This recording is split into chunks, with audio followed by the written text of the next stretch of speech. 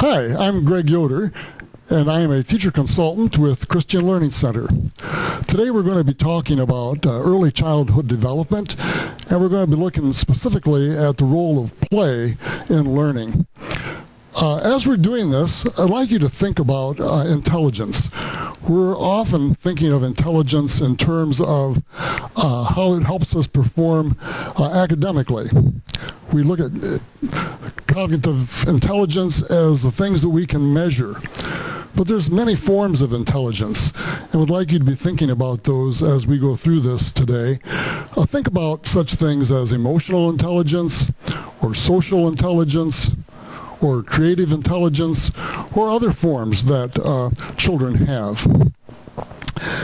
In our sessions today, we're going to be looking at three different aspects of early child development. The first is going to be play, and that will be the main focus of our time together. But we're also going to be looking at the executive functions. And what do we mean by the executive functions? And what are they exactly? And then thirdly, we're going to be looking at the whole issue of pushing academics on children too early. So those are three different aspects we'll be looking at, and after each one, I'm going to pause and give you a chance to discuss that amongst yourselves. I love this quote by Stuart Brown. Children need free, hands-on play that is kid-organized to maximize their potential. Nothing lights up a children's brain like play. You know, this is literally true. Our brains run on neurochemicals which are excited by electricity. And so our brains really do light up. One particular neurochemical that plays an important role is dopamine, maybe one that you're familiar with. Dopamine is sometimes considered to be the feel-good neurochemical. But it's also very critical to learning. When dopamine is active in the brain is able to absorb information like Velcro. It sticks right to it, and the brain is able to put it into long-term memory.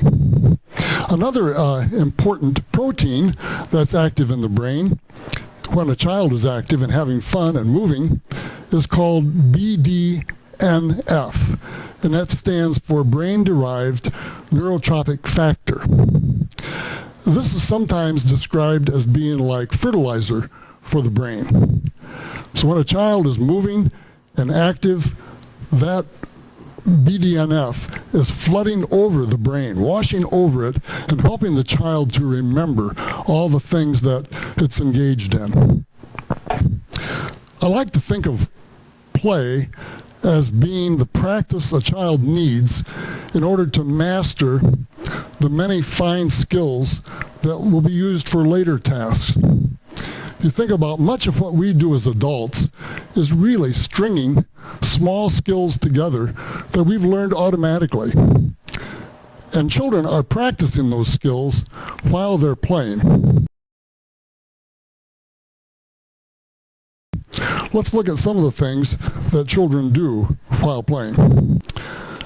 As we said, play is the practice that children need.